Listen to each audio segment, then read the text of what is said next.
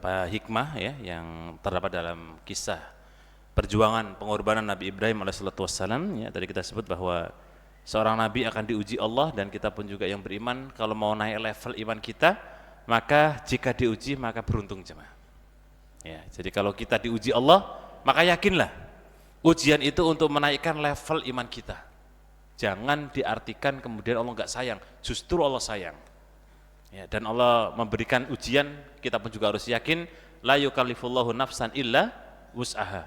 Allah pasti tahu kita mampu jemaah. Pasti.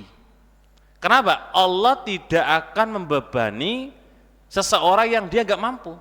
La yukallifullahu nafsan illa wus'aha, itu janji Allah. Nah, tinggal kita yakin apa tidak kan gitu. Baik, faedah yang ketiga jemaah sekalian.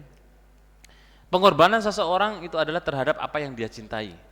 Dan apa yang dicintai menjadi sebab ujian untuk kita. Ya. Misal, Bapak Ibu berkeluarga, punya anak, punya istri, punya suami. Kadang-kadang kita diuji dengan anak kita, dengan istri kita. Kenapa? Karena itu yang kita cintai. Mungkin juga Allah uji kita dengan harta, karena kita suka dengan harta. Allah uji kita dengan barangkali kendaraan yang kita sukai. Jadi bisa jadi sesuatu yang kita cintai menjadi sebab Allah uji melalui itu. Dan khususnya ujian yang paling berat adalah ujian ketika kemudian ku anfusakum wa ahlikum naro. Harusnya kita mendidik diri kita sendiri dan mendidik istri anak kita, malah kadang-kadang kita lupa akan hal tersebut. Nah, yang berikutnya sama sekalian rahimakumullah, di antara hikmah yang bisa kita ambil ya, bahwa dari sini disyariatkan yang namanya kurban, termasuk di antaranya haji.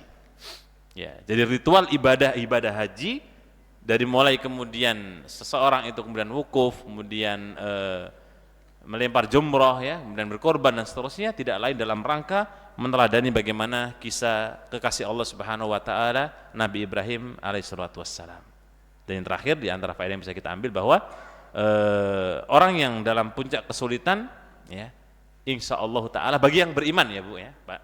Bagi orang yang beriman jemaah, puncak kesulitan pasti akan ada solusi.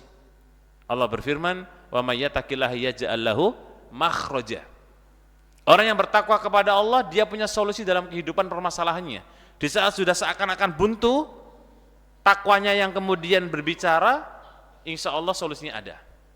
Lihatlah Nabi Ibrahim alaihissalam. Mau dibunuh, bahkan sudah dibakar, solusinya ada. Ketika kemudian mau nyembelih anaknya, solusinya ada. Bahkan sebelumnya belum punya anak, Allah kasih solusi.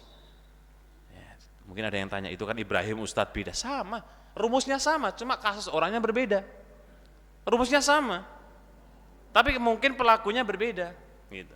Tapi kalau rumus dari zaman dulu sampai hari kiamat sama, bahwa orang yang kemudian sudah mentok dalam ujian, kok dia kemudian bertakwa, Allah berikan solusi. Wa may yattaqillaha yaj'al lahu makhraja. Bukan cuma itu, wa yarzuquhu min haitsu la yahtasib. Allah akan juga berikan solusi masalah rezeki dari arah yang tidak kita sangka. Nah,